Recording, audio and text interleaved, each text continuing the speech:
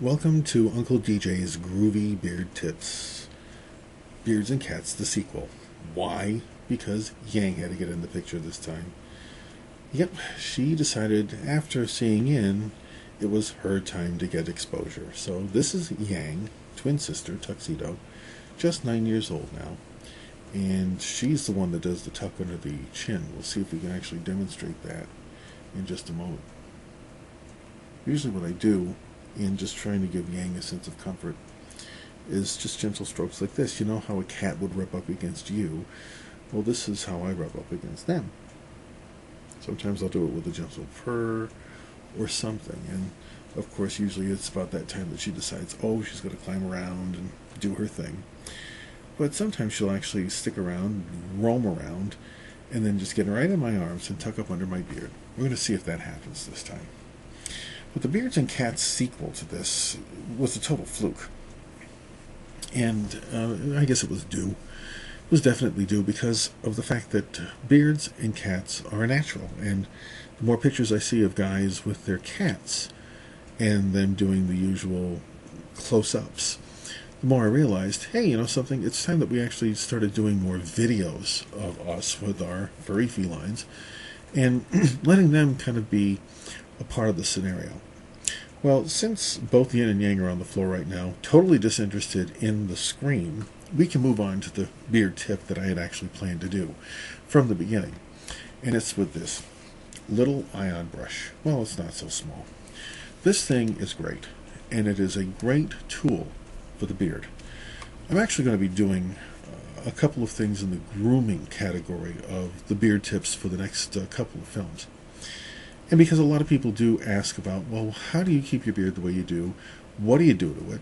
I'm privy to let you know some of the things that I do, and some things I'm kind of keeping in the back pocket for later. One of the things I've thought about doing for the longest time is opening up beard boutiques, literally helping guys grow their facial hair. If they need to trim their facial hair, whatever, just do it in a way that doesn't compromise from their face, but gives them the maximum benefit of what they have. Now, here's what I mean. I'm not the hairiest guy in the world. Part of my makeup is from a bunch of different ancestries. Two of them happen to be bloodlines from American Indians. And the American Indians were not necessarily hairy people. But the Cherokee side tended to have the greatest opportunity to grow some good thick beards. And I got some Cherokee in me, so that helps. But with ancestry and all that set aside, there are some things that actually help enhance. And I'll give you some for instances. Number one, we'll take away the beard from view for now. But see this mustache? This has been with me since 1972. Of course, not this thick. It was rather thin, and what I did back then was enhance it with mustache wax. Big, massive mistake for me, because all it ended up doing, other than enhancing the hair that was there, was give me these giant scales that would keep flaking off. I eventually abandoned the mustache wax altogether and just said, you know, I'll let it grow as it needed to grow. It came in pretty much almost like a dark blonde, and then eventually I started getting more of the browns come through. By, I'd say, sophomore in high school, I actually had some pretty decent facial hair there. And from time to time, I would attempt to use the mustache wax, usually dulled down with something, so that I could train the mustache a little bit better. By the time I got into college, it was pretty much what you see here now. The beard itself was just never really growing in well enough. I didn't feel comfortable or confident enough in it to just let it go wild. But I always decided that at some point, it would be at that place where I could actually grow it. So that didn't happen until 1987. Now, I started doing the mustache in 72, so 15 years had gone by. And I said, you know something, I'm sick and tired of the razor, don't want to do it anymore. I kept having the weird beard dreams, you know, where you grow it and then you shave it off and wake up and say, oh goodness, did I do it? And sometimes I had, most times I hadn't. But September 27th of 1987, I said, no more. Threw it away and just let the beard grow in. And it grew in well. Problem I had, though, was gray. I was getting gray early here down. And I said, well, that only works for me partially. So I decided that since the Just for Men line of hair color came out, I said, all right, we're going to go ahead and do it to the beard. And we would go ahead and touch up the gray parts and get it all rather uniform. This allowed me to do two things: look my age instead of older, and also gave me a nice, good-looking, solid beard to work with. So since then, I've used what I call jokingly the beard in the bottle. It's been with me these 25 years and has been a good buddy, let's just put it that way. Not quite ready to let it go gray yet, especially in my field of work. For some reason, keeping a little bit more of a youthful stance is better than showing your age. So I'm aware of that, I understand that, and this is how I deal with it. Anyway, what it does is it helps me in the grooming of the face and keeping it looking its best. What's my little tip for today? I'm going to show you. See how the beard tends to get a little all over the place? I really just let it grow out because I want to see what direction it wants to grow in. One tip. Find the thickest part of your facial hair, which for me is literally in the goatee section. It is the thickest right there in the mustache. Literally, it's thicker here on me than anywhere else. What I do is I take that and use it to my advantage. First of all, starting from the mustache here, I'll start combing off to the side, like this. And I'll continue to let that be how I enhance my hair going through. Now, there's some things I'm going to do to show you how that works in making the hair seem thicker and fuller in just a moment. But I'm just using gentle strokes right now.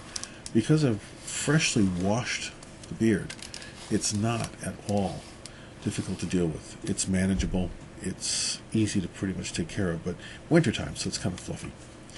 How I managed to get it a little bit thicker is a little trick called the roll, and a lot of you guys know what that is. It's a way to kind of tuck your facial hair to make it look up a little bit thicker. I'll just demonstrate right here.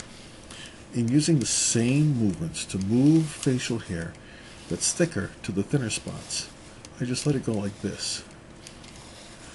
And then you see eventually where things are beginning to get a little bit more even, a little bit thicker.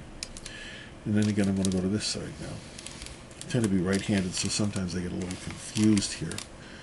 But again, just letting all that hair off to the side like this. And literally just letting it roll, letting it get to the thicker parts. So here you can see at least a little bit of where some of that filling in begins to happen. I haven't done anything terrible to the hair. It's just literally forming around the face from the thicker parts. And yet the thicker parts are still here, so they still look nice. Basically what you get is a beard that's a little less puffy, but it is fluffy, and it feels good. One other tip I'll show you real quick. In getting the hair to move, sometimes what I'll do, if it feels kind of stiff and if it feels kind of strange, I'll just literally take this brush and shake it out like this, all around the face. What it does is it helps to bring the lower hairs that are growing and the hairs that are flattened from either gels or any kind of product that you would have used on your face, and it gives it the chance to just kind of fluff back out. And as you can see, all fluffy and puffy again.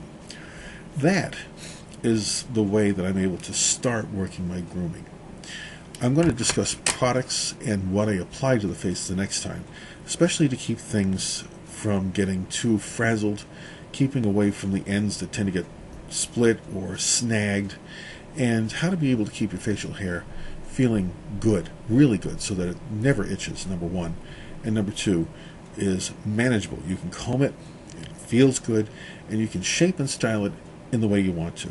I tend to be a purist. I don't use fancy things to make handlebar mustaches or anything like that. I've never desired to do that. I just let my hair be what it is. But I will give it the training it needs to do what I want, and that is to give it the fullest, most healthy looking presence that people can see. So that's my next tip I'm going to do for you right here on Uncle DJ's Groovy Beard Tips. Catch you later.